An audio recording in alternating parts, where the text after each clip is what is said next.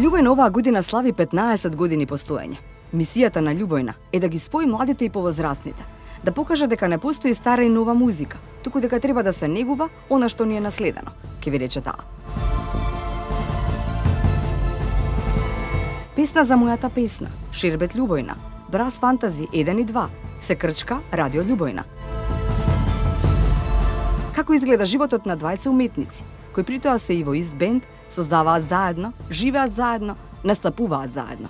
Отворено и искрено, неформално со Вера Милошевска.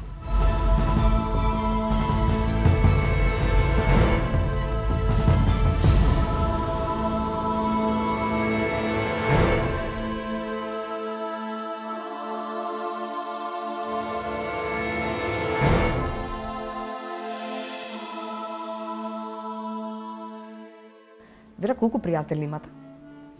Колку пријатели имам? А колку непријатели имам? Не знам. Се друго се пријатели. Многу луѓе кои ги познам, некои не ги гледам често, меѓутоа во моето срце стојат како пријатели. Многу, сигурно. Сум запрашувала многу често, може ли уметник, човек кој што создава музика, кој што слика, кој што создава дела, да биде лош човек? Не знам, зависи како го каде доживувате, расте или како го доживувате. Да. Знаат како и секој човек. Некој пат не знам, некој пат уметниците знаат да бидат себични во однос на сопствената енергија, за да се ја чуваат, за да ја претворат во нешто друго и можеби знаат да изгледаат поинаку или необјасниво во даден дел. Но мислам дека секој што создава, секој што влегува во оној творечки, што го има творечкиот импулс и кој што нешто дава и со тоа отвара дел од својата топлина, не може да биде лош човек според мене. Како е да се живее во семејство каде што има двајца уметници? Лудо и незабавно. Знаев. Интересно е моите деца на во однос на сцена, појавност на сцена се многу ослободени, нема бариера. Јана, да речеме, неколку пати ме настапувано, оди на балет, исто така оди на зумба и се појавува на сцена сосема природно, не е табу, не е ниту незгодно, ниту пак мојата професија доживува така како што треба, како нешто што се живее, некако ексклузивитет или како некоја измислена фина приказна, туку, нели? Тоа е тоа што таа го гледа секој ден, како јас го живеам, како се носам со тоа и јас и го значи не само на Јана и на Јован, Јана ја спомнам затоа што е таа малку поголема и може да разбере, меѓутоа и Јован е доста отворен. Доста отворено дете, тој е отворен воопшто за светот, има 4 години и има безброј прашања во текот на онака 24/7 не престанува и се отворени за музика многу, што значи тоа што тие сега го примаат од нас и го живеат секојдневно, тие не се свесни колку ќе им даде утре во иднина со што и да се занимаваат.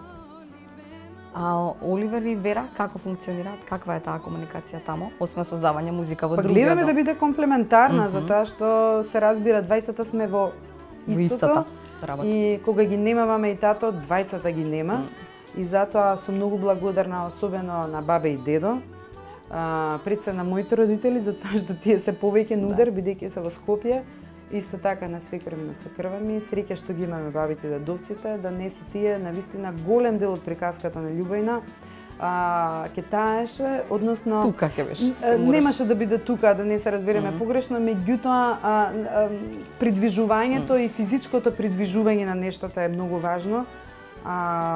Исто така и децата да не се почувствуваат запоставени во целата приказна, затоа што како музичари колку што имаме, толку и немаме време за децата.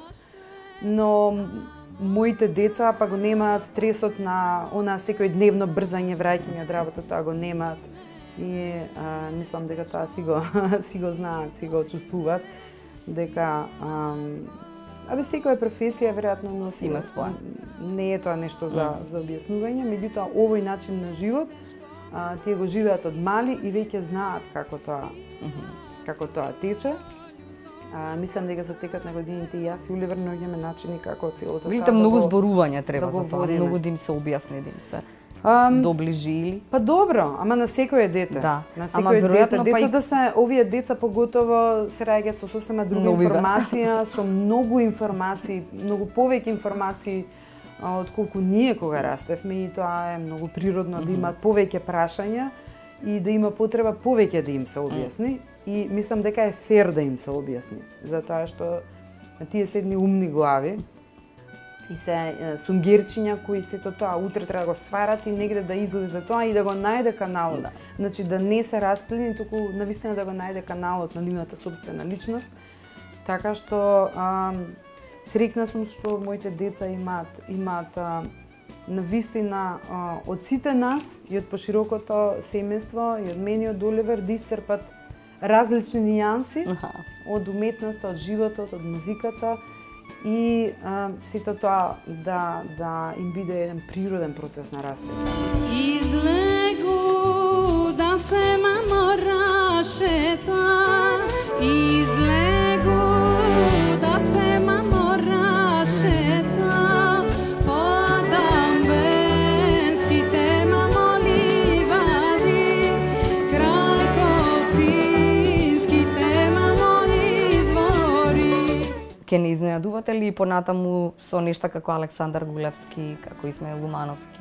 Колку всушност Исмаиловци, Лумановци или не знам Гулевци има во нашава Македонија? Вие веројатно сте тие истражувачи заедно со... не знам, кај нас и целата концепција и од старт на самата идеја за музика се движи преку пријателство. И ние така и создаваме. Овие сите луѓе што ги спомнавте се наши драги пријатели, покрај тоа што секој во својата област е докажан музичар, некои од нив врвни веќе музичари. Со некои од нив се знаеме од многу рано, со Исмаил се знаеме од навистина многу млади. Тој дете беше уште беше средношколец. Со Гуле исто така. Со Джамбо се сретнавме преку музика, но тоа пријателство така и се роди. Така што сите тие луѓе кои влегуваат во приказната на Љубојна, навистина влегуваат како пријатели, со Владко Стефановски. Не знам, има многу гости, да речеме со Васил Хаджиманов, исто така, со Васил исто така долги години другаруваме. Има многу гости, еве ќе видите на новиот албум Љубина, секој пат има некој кој е интересен лик на овој албум. Има многу во Ракија, да речеме, во самиот спот. Во Ракија, да. Ракија е фичеринг Ола Диос и Джамбо Агушев. Ола Диос исто така е многу интересен музичар кој е по потекло од Македонија, но е британски музичар затоа што таму ги остварува. Таму работи и се разбира работи со други бендови из Македонија, претпоставам, или барем тоа што сум чула и што сум видела. Тие се интересни луѓе кои циркулираат околу целата таа музика и тие и даваат колорит на оваа музика. Тоа пријателство се слуша на сцена, се гледа, ние нашата состојба на сцена така се пренесува и на публиката. Кај нас има многу радости ако застанете и погледнете, нема ни еден невесел лик, ниту пак теме, ниту пак така тежок лик. Може би не тажен, ама просто никој не тежи во целото, за да може нели лесно да тече, затоа што навистина има многу музика, многу линии, сите даваат еднакво важен и силен дел во музиката и без никој не се може. Мислам, така е поставена да сече енергија е многу важна. Потребна, така е, да. И потребна. И тој живот кој се раѓа на сцена, се раѓа токму од таа љубов на едно важно пријателство кое расте токму врз една убава и весела и важна за нас музика. Дали има трема пред излегување на сцена на концерт? Секој. Да. За вас само или за сите во бендот? Како тоа се гледа? Не мислам дека за сите, секој пат. Во смисла постои, нели? Постои таа прва средба, поготово ако е ново место, друга сала или Еве на пример Борис Трајковски беше Добар, Борис едно Трајковски место од кај друг што аспект, од друг аспект, таа не е концертна Така сала. Јас многу страхував за тоа прво како како ќе биде озвучувањето, како ќе се реши тоа. И тоа да речеме дека на некој начин максимум се вложи за тоа да биде Да прозвучи. да прозвучи, затоа што таа е тешко е кога салата не е наменета за концерти, вие да ја претворите во така. Но може да направите максимум тоа да звучи добро. Мене ми беше повеќе страхувањето каква ќе биде средбата со публика. Навистина? Да, во таква една долга голема. и не, значи има и големи концертни сали, ама распоредот на публиката е поинаков. Ова е сала која навистина е за спортски надпревар, има една должина и кога стоите на сцена еден плафон кој вие го чувствувате како да е тука, како да не е висок. Тоа е лошото во тие, мали цаки кој еден артист кога ќе застане на сцена, верувам кој да застанал, тоа го почувствувал. Тоа не менува во вашата појавност. Менува во вашето доживување. Инаку музиката таа ќе се роди од секаде, ако вие сакате да се роди и направите, таа секаде ќе има. Не е важно вие во која сала стоите. Меѓутоа зборуваме за нијанси и нијансите се тие дека навистина на Македонија фали убава голема концертна сала за да се чувствува удобно и артистот. Ама да се чувствува удобно и публиката. Има публика која ви е многу далеку. Та исто ужива, ама навистина ви е далеку. Далечна ви е и во големите концертни огромни сали, меѓутоа распоредот е таков да таа топлина не бега така. Едноставно има некако убаво за окружување.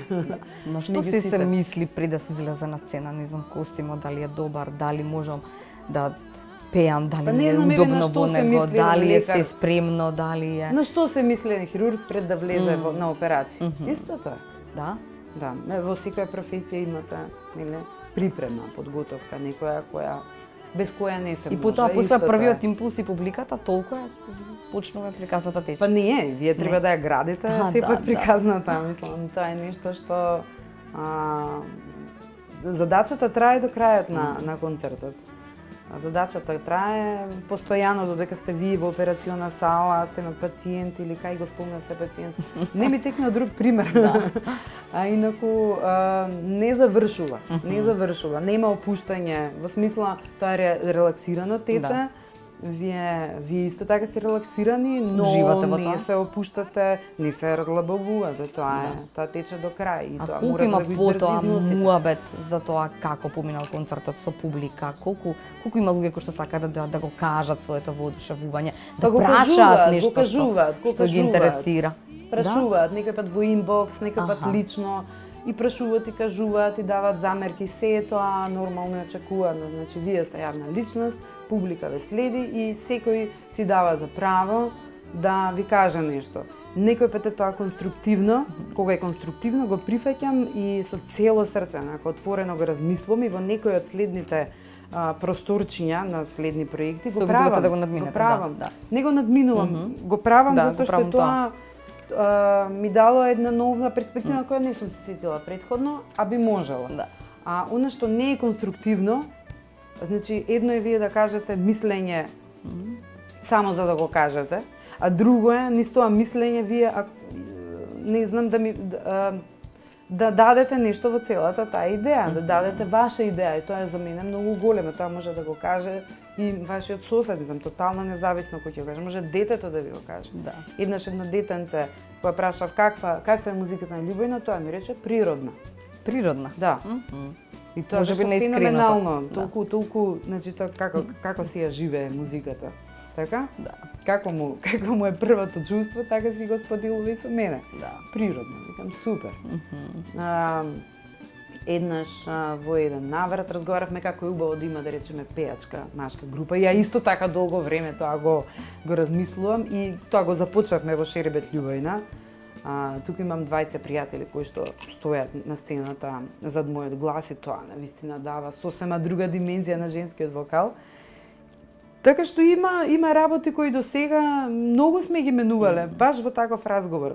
Што со луѓе од музичкиот свет, што со луѓе кои следат, што со, да речеме, публика која доаѓа на сите концерти и ви приоѓа на друг еден начин, ги знае сите појавности, знае приметба точно на место да каже, доживува. Мислам, тоа е за мене феноменално, без таквите луѓе. Јас жалам што во Македонија не постои онаа здрава музичка критика, таа ја нема. Ја немате ниту во интервјуа, ја немате ниту во пишани медиуми, ја нема како критички осврт. Тоа многу помага. Фактички тоа е тоа што ја издигнува уметноста. Останатото е, знаете, тука ние сите се кошками и оставено е на индивидуални обиди да тоа биде, нели, феноменално. Меѓутоа во светот не е така.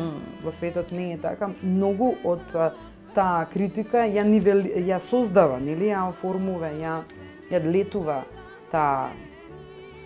ја летува едноставно музиката, ја летува сцената и веќе тука конкурентноста е друга, обидите се други, дури обидите за во интервјуирање, нели, тие разговори, тие средби се сосема поинакви.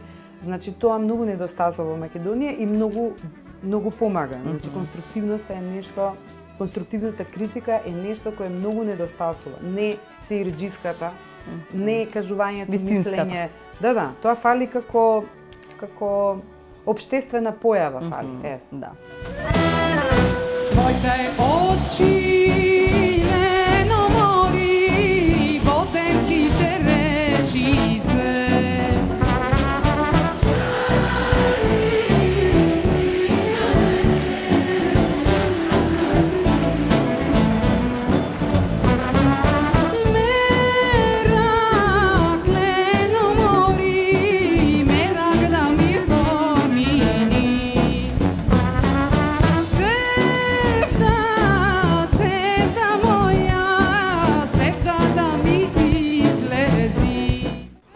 Твоите очи лено сте рекле стана хит песна меѓу млади, возрастни, постари, сите.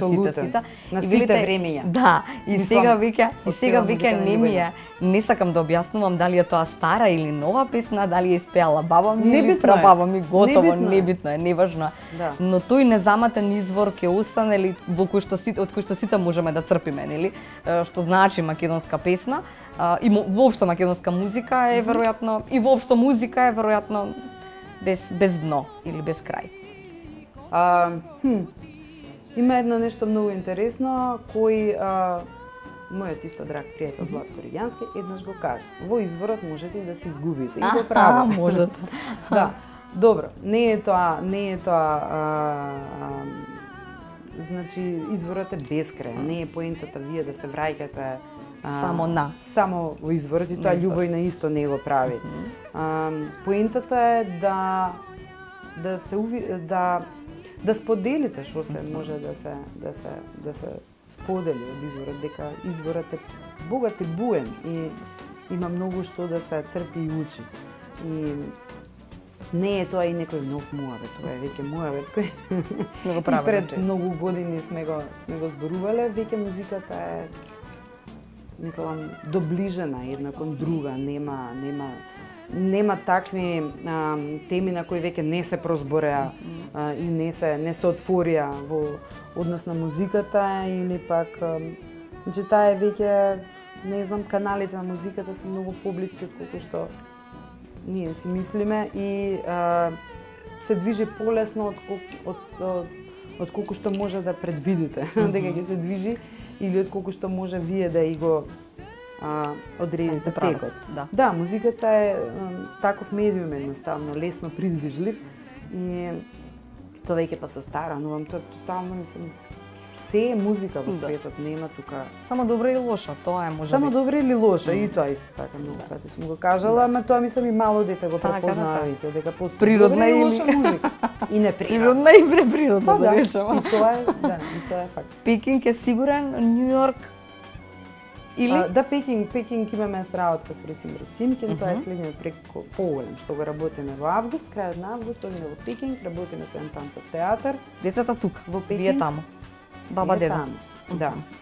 Па здравје Боже, уште малку ќе пораснат, па не се знае во кој води ќе се навлезе, може би ќе одиме сите заедно, дај Боже. Пекинг е интересен проект кој сега нов, на кој деновиве почнуваме веќе посериозно да се посветуваме. Њујорк останува секој пат опција, таму има многу музичари со кои што сме работеле, особено со Исмаил Умановски и многу други кои живеат таму, ајде циркулираат, со кои често си разменуваме идеи, си разменуваме искуства.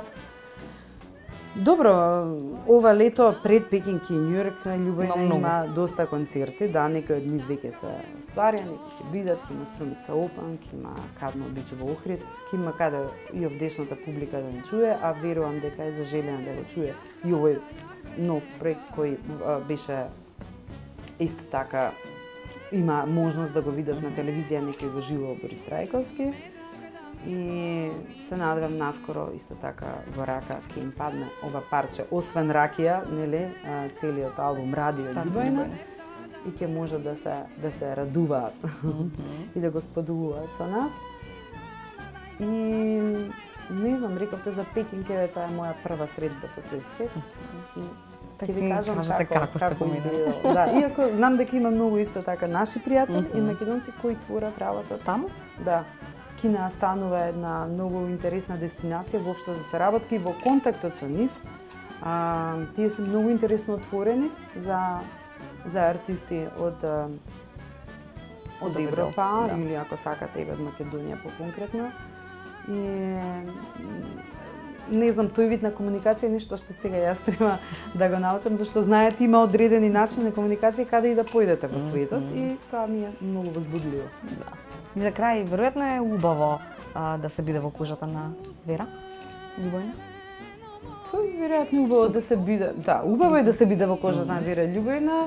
Не знам на друг дали би ми убило, но мене ми е убаво. Значи, тоа е важно. Во сечија кожа е убава, ако човекот си ја слуша својата личност и работи на себе си, не знам што, како поинаку би го кажала.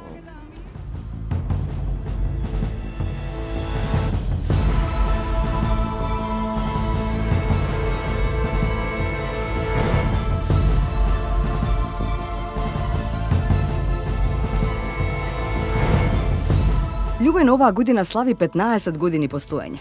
Мисијата на Љубојна е да ги спои младите и повозрастните, да покаже дека не постои стара и нова музика, туку дека треба да се негува она што ни е наследено, ќе ви рече таа.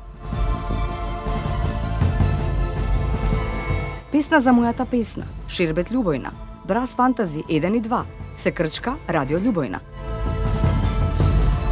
Како изгледа животот на двајца уметници, кои при тоа се и во ист бенд, создаваат заедно, живеат заедно, настапуваат заедно.